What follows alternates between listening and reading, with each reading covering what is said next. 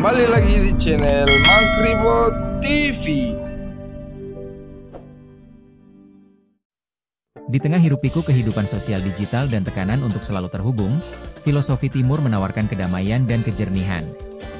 Prinsip-prinsip kuno ini bukan untuk dikurung di kuil, tapi justru sangat aplikatif untuk mengarungi kompleksitas pergaulan zaman now. Ini bukan tentang menjadi suci, tapi tentang menjadi lebih mindful dalam berinteraksi. 1. Gunakan konsep Wu Wei dari Taoisme untuk melepas kontrol. Wu Wei sering diterjemahkan sebagai tindakan tanpa pemaksaan. Dalam pergaulan, ini berarti tidak memaksakan kehendak, tidak mengontrol narasi percakapan, dan membiarkan interaksi mengalir secara natural. Daripada memaksakan agenda atau topik pembicaraan, biarkan momen terjadi apa adanya. Anda akan terkejut melihat bagaimana hubungan menjadi lebih otentik dan tanpa beban. 2. Terapkan prinsip mindfulness dari Buddhisme untuk jadi pendengar aktif ketika sedang ngobrol. Seringkali pikiran kita melayang ke hal lain, balas chat, postingan media sosial, atau apa yang akan kita katakan selanjutnya. Mindfulness mengajak kita untuk hadir sepenuhnya. Fokuslah pada orang di hadapan Anda, dengarkan tanpa menghakimi, dan amati bahasa tubuhnya. Ini menghargai lawan bicara dan membuat interaksi terasa lebih bermakna. 3. Jadikan konsep karma sebagai pengingat untuk niat baik. Karma bukan sekadar balasan setimpal, tapi tentang hukum sebab akibat dalam setiap tindakan. Dalam pergaulan, mulailah setiap interaksi dengan niat baik. Tersenyum, memberikan pujian tulus, atau membantu tanpa pamrih menciptakan gelombang energi positif yang pada akhirnya akan kembali kepada Anda. Ini bukan transaksi, tapi tentang menanam benih kebaikan dalam jaringan sosial Anda. 4. Ambil semangat Zen dalam menyikapi drama dan konflik. Zen menekankan kesederhanaan dan ketenangan batin. Ketika drama kecil atau konflik terjadi dalam pertemanan, alih-alih langsung bereaksi, tanya diri, apakah ini penting? Apakah perlu diberi energi?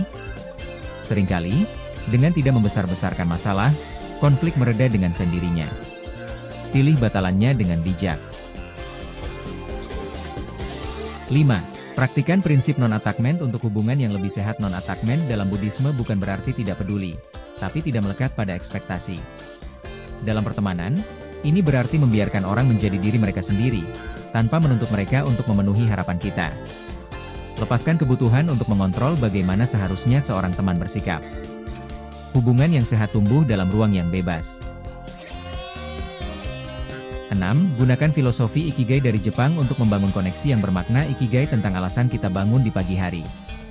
Dalam pergaulan, terapkan dengan mencari dan menjadi teman yang memberi nilai tambah, yang saling menginspirasi dan mendukung pertumbuhan. Kelilingi diri dengan orang-orang yang membuat Anda merasa hidup, bukan yang menguras energi. Kualitas mengalahkan kuantitas. 7. Terapkan konsep MA dari Jepang untuk menghargai jarak personal. MA adalah konsep ruang atau jeda. Dalam interaksi sosial, ini tentang menghormati batasan, baik fisik maupun emosional.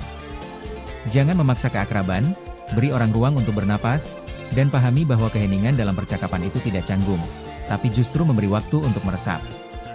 Ini adalah bentuk penghargaan tertinggi. 8. Jadikan prinsip kompasion sebagai fondasi utama. Kompasion atau kasih sayang adalah inti dari banyak filosofi Timur.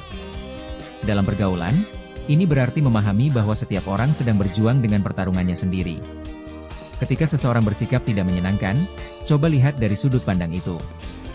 Respons dengan empati, bukan amarah. Kompasion mengubah dinamika hubungan dari transaksional menjadi manusiawi. Menerapkan filsafat Timur dalam pergaulan modern adalah seni menciptakan kedamaian dalam interaksi. Ini bukan tentang menjadi sempurna, tapi tentang menjadi lebih sadar bahwa setiap hubungan adalah cermin untuk tumbuh.